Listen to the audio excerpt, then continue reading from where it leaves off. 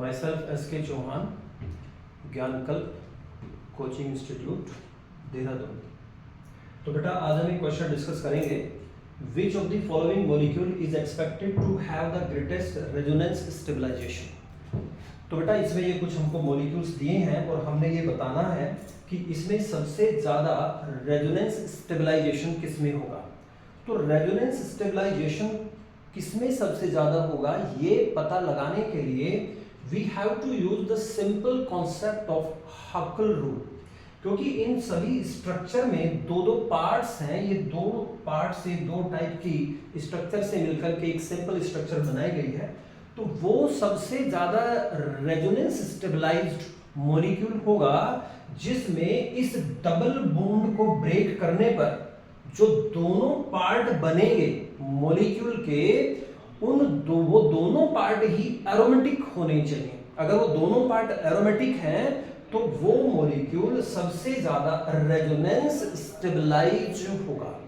आप जैसे जानते हैं कि भाई अगर किसी मॉलिक्यूल में 4n+2 पाई कंप्लीटली डिलोकेलाइज्ड इलेक्ट्रॉन होते हैं तो वो आपका एरोमेटिक कंपाउंड होता है, और इसमें जो n की वैल्यू स्टार्ट होती है वो स्टार्ट होती है 0 से 0, 1, 2 एंड सो ऑन।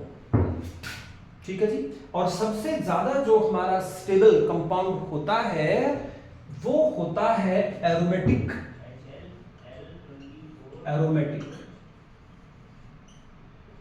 और भाई उसके बाद में जो नेक्स्ट आपका स्टेबिलिटी ऑर्डर है वो कंपाउंड होते हैं आपके नॉन एरोमेटिक,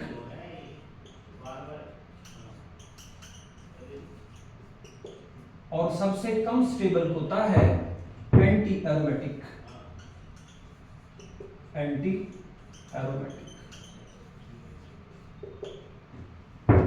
तो यहां पर हम एक बार चेक करते हैं, जैसे ये फर्स्ट ऑप्शन है और फर्स्ट ऑप्शन में मैंने ये डबल बॉन्ड ब्रेक करना है, और डबल बॉन्ड ब्रेक करना है तो इसमें हम होमोलिटिक फिजन नहीं लगाते, हेटेरोलिटिक फिजन लगाते हैं।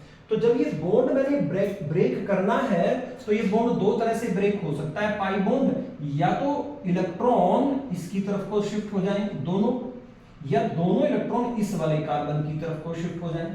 उस शिफ्टिंग के बाद में किस जगह पर पॉजिटिव चार्ज आएगा, किस जगह पर नेगेटिव चार्ज आएगा, and then we have to check the delocalised electrons. तो इसमें देखिए अगर मैंने बॉन्ड को ऐसे ब्रेक किया तो ऐसे ब्रेक करने पर क्या सिचुएशन होगी, ये बॉन्ड ब्रेक हो जाएगा और भाई यहां पर ये वाली सिचुएशन होगी। इस पर अगर ऐसे मैं ब्रेक करता हूं तो इस पर आएगा नेगेटिव चार्ज और इस पर कैसा चार्ज आएगा, इस पर आएगा पॉजिटिव चार्ज।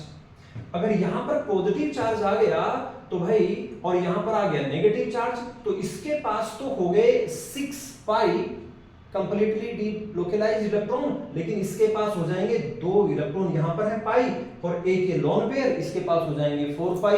तो इस सिचुएशन में आपका कैसा हो जाएगा, एंटी एरोमेटिक। दोनों आपके कैसे होने चाहिए थे, एरोमेटिक। अब इसमें जरा अगर मैंने बॉन्ड को इस तरफ से ब्रेक किया तो इस सिचुएशन में यहां पर नेगेटिव चार्ज आएगा। नेगेटिव चार्ज आने का मतलब है 2 पाई 2 पाई 2 पाई और एक लोन पेयर के इलेक्ट्रॉन 8 पाई, फिर से वो कैसा हो गया आपका, एंटी एरोमेटिक हो गया, और ये वाला पार्ट एरोमेटिक हो जाएगा। दूसरा चेक करते हैं, ऐसा आपका आंसर बनेगा जहां पर दोनों पार्ट एरोमेटिक हो जाए। तो इसमें देखिएगा अगर मैंने इस बॉन्ड को इस तरह से ब्रेक किया तो देखिए यहां पर कैसा चार्ज आएगा, अकॉर्डिंग टू द रूल यहां पर नेगेटिव आएगा, और यहां पर कैसा चार्ज आएगा, यहां पर पॉजिटिव चार्ज आएगा। अगर यहां पर पॉजिटिव आता है तो इसके पास क्या हो जाएंगे, इसके पास हो जाएंगे 6 पाई डिलोकेलाइज्ड इलेक्ट्रॉन, और इसके पास भी कितने इलेक्ट्रॉन हो जाएंगे, 2 पाई और एक लोन पेयर, इसके पास भी 6 पाई कंप्लीटली डिलोकेलाइज्ड इलेक्ट्रॉन हो जाएंगे। इसमें देखिएगा अगर इसमें आप बॉन्ड को चाहे ऐसे ब्रेक करते हैं चाहे ऐसे ब्रेक करते हैं, ऐसी सिचुएशन में एक जगह पर पॉजिटिव आएगा और एक जगह पर नेगेटिव। अगर यहां पर पॉजिटिव आएगा तो इसके पास में 4 पाई इलेक्ट्रॉन होंगे और इसके पास में 6 पाई इलेक्ट्रॉन होंगे। इसी तरह से इसको ब्रेक कीजिएगा तो भाई अगर ऐसे ब्रेक किया तो इसके पास 2 पाई इलेक्ट्रॉन होंगे और इधर इसके पास में 4 पाई इलेक्ट्रॉन होंगे।